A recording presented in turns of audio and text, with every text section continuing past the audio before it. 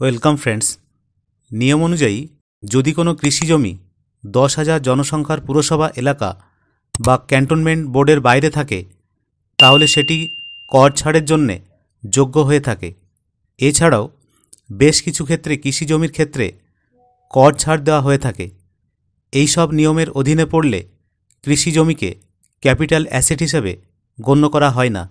অনেকেই কৃষিকাজের ওপর আয়কর ছাড় নিয়ে কথা বলে থাকেন, তবে এরই সঙ্গে কর ছাড় পাওয়া যায় কৃষি জমি বিক্রিতেও। উল্লেখ্য, গ্রামীণ কৃষি জমির বিক্রির ক্ষেত্রে কর ছাড় পাওয়া যায়। নিয়ম অনুযায়ী যদি কোনো কৃষি জমি 10,000 জনসংখ্যার পুরসভা এলাকা বা ক্যান্টনমেন্ট বোর্ডের বাইরে থাকে তাহলে সেটি কর ছাড়ের জন্যে যোগ্য হয়ে ওঠে। এছাড়াও বেশ কিছু ক্ষেত্রে কৃষি জমির ক্ষেত্রে কর ছাড় দেয়া হয়ে থাকে।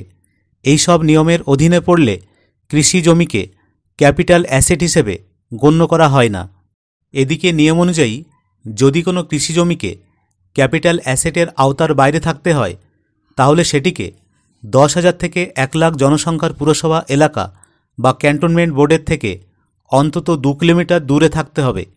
এদিকে যদি কোনো পুরসভা বা ক্যান্টনমেন্ট বোর্ডের জনসংখ্যা 1 লাখ থেকে 10 লাখ হয়ে থাকে তাহলে কর ছাড় পেতে হলে সেই কৃষি জমিকে 6 কিলোমিটার দূরে অবস্থিত থাকতে হবে।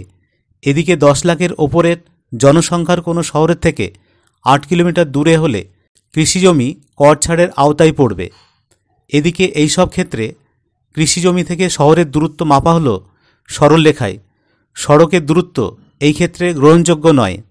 এদিকে নিয়ম অনুযায়ী কৃষিজমি যদি কোনো অকৃষককে বিক্রি করা হয় তাহলে স্থানীয় প্রশাসনের অনুমতি নিতে হয় সংশ্লিষ্ট রাজ্যের আইন মেনে। এদিকে কোনো এনআরআই যদি ভারতের কৃষিজমি কিনতে চান তাহলে তাকে আরবিআইয়ের অনুমতি নিতে হয়। অবশ্য বংশানুক্রমে কোনো অনাবাসী ভারতীয় কৃষিজমি পেতে পারেন। শহরে কৃষিজমির ক্ষেত্রে মূলধনী আয়করের কী নিয়ম আছে?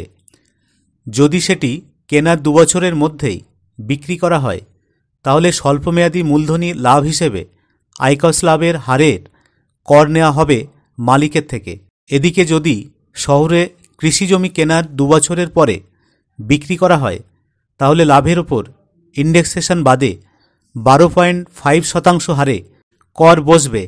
এদিকে 2024 সালের 23শে জুলাইয়ের আগে কেনা জমির ওপরে 20% হারে দীর্ঘমেয়াদী মূলধনী কর প্রযোজ্য হবে ইন্ডেক্সেশন সমেত।